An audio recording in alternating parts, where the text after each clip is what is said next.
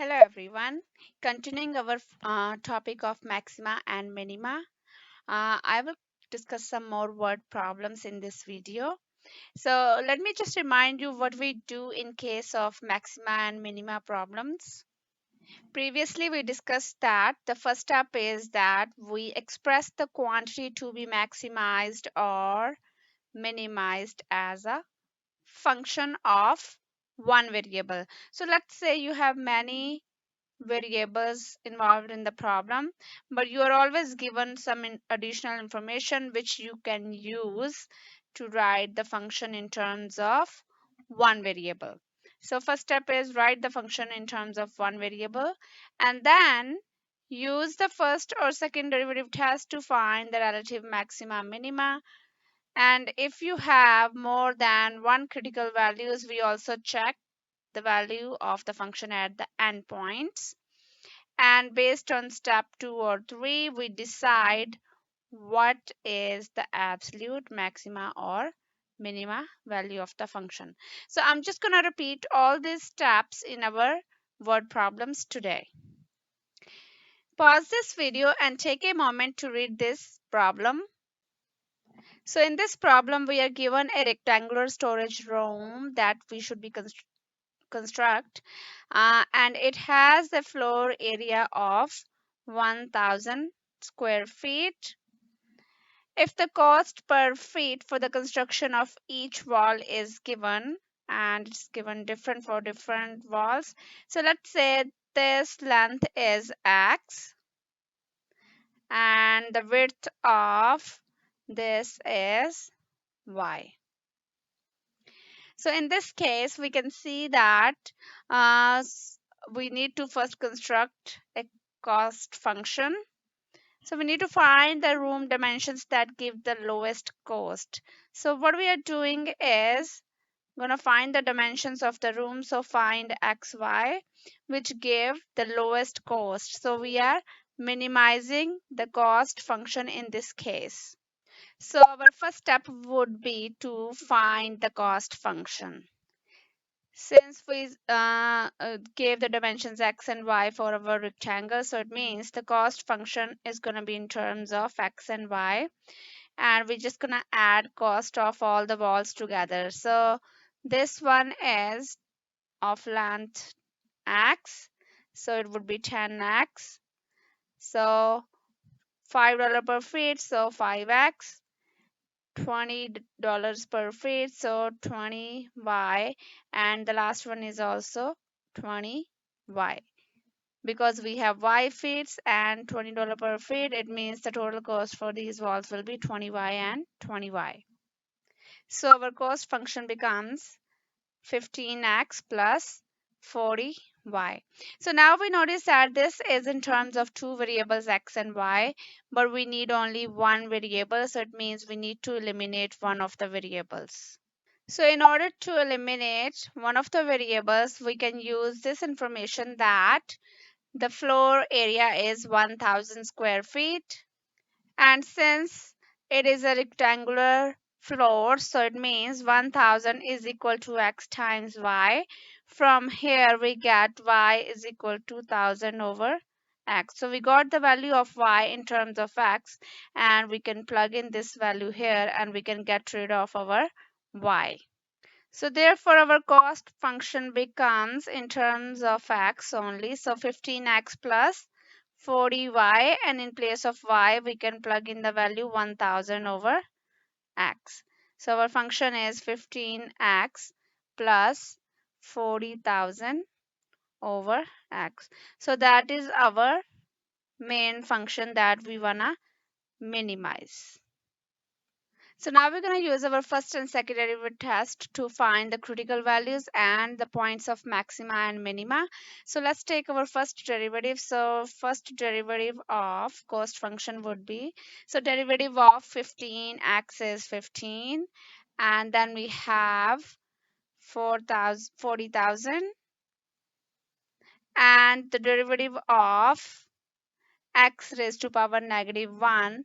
So bring the power down, reduce the power by 1. So that would be -1 over x squared. So we get -1 over x square.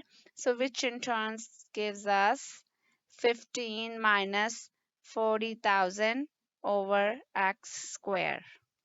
Similarly, for the second derivative, so derivative of 15 equal to 0 and 40,000, -40,000 as it is, and then derivative of x raised to power -2 would be -2x raised to power -3, so -2 over x cube.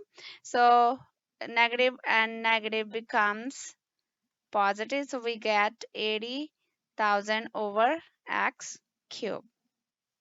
So let's find our critical values. For that, we set first derivative equal to 0.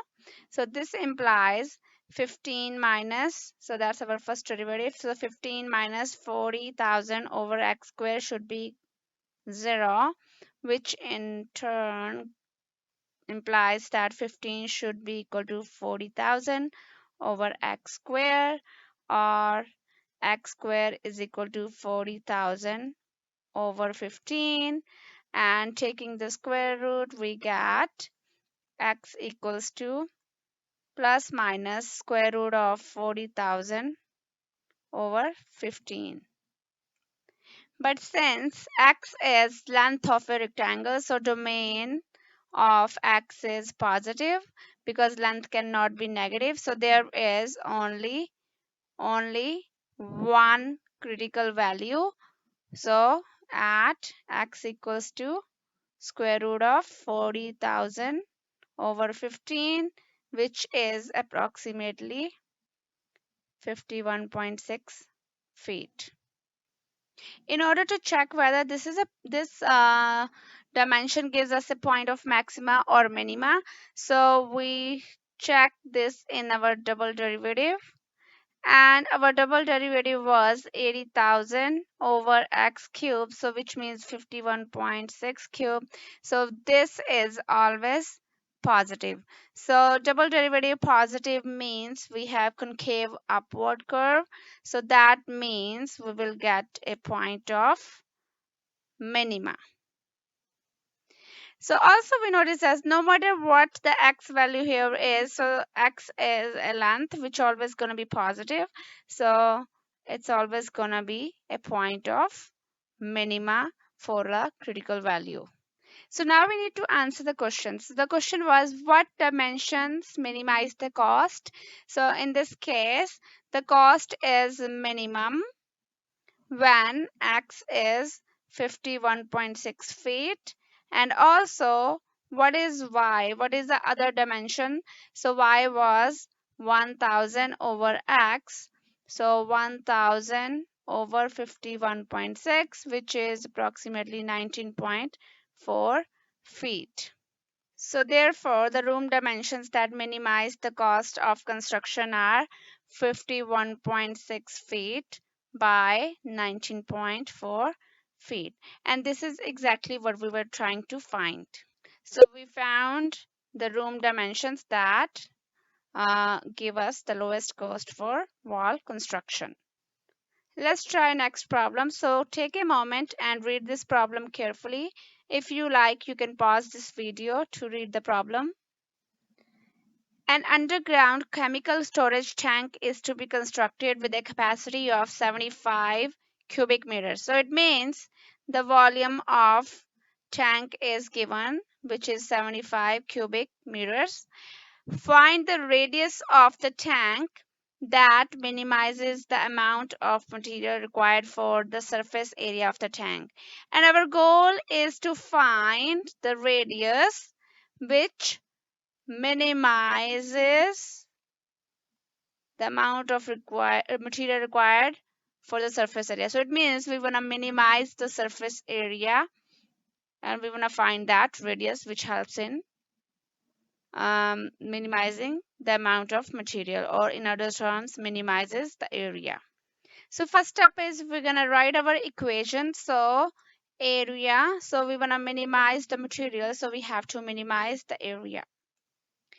And for this one, the area would be the area of two circles, so that would be 2 pi r square, and then the area of this lateral part. So if you open this, it's going to be like a rectangle, so you will have 2 pi r square plus 2 pi r L.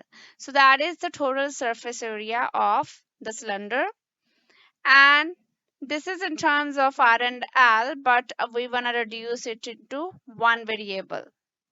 So in order to reduce this, we're gonna use the other piece of information. So we know that volume of the tank is 75 cubic meters. So volume of a cylinder is pi r square, and the height of the cylinder, so that is in L in this case.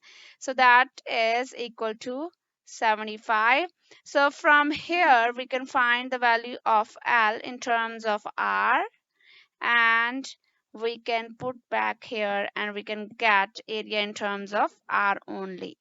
Therefore, area becomes 2 pi r square plus 2 pi r, and in place of L, I'm going to write 75 over pi r square. And when we simplify it further, we notice that pi gonna get cancelled and one of the r's gonna get cancelled. So we get 2 pi r square plus 150 divided by r. So that is our area in terms of r only. So 2 pi r square plus 150 over r. So we're gonna minimize this area. So for that, we're gonna take the derivatives, find the critical value, and use our first or second derivative test to find the point of maxima or minima. So derivative of area function with respect to r. So 2 pi is a constant. So derivative of r square is 2r. And then we have plus 150, and derivative of r raised to power negative 1 would be negative r raised to power negative 2. So overall we get 4 pi r minus 150 over r square. Similarly, second derivative would be, so 4 pi as it is, derivative of r is 1, and then minus 150. So derivative of r raised to power negative 2 would be negative 2 r negative 3. So overall we get 4 pi plus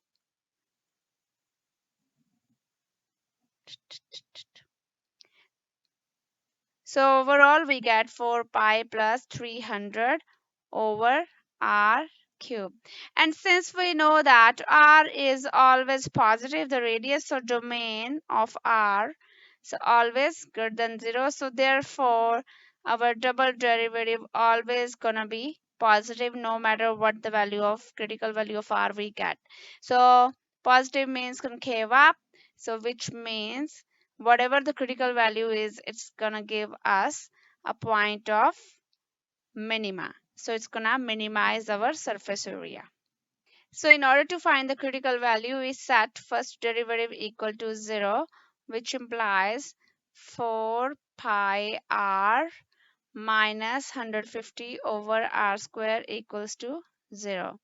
So 4 pi r equals to 150 over r square, which implies 4 pi r cube equals to 150, or r cube is equal to 150 over 4 pi. So now we're going to take the cube root on both sides. So r is equal to 150 over 4 pi cube root of that. So this is approximately 2.3 meters.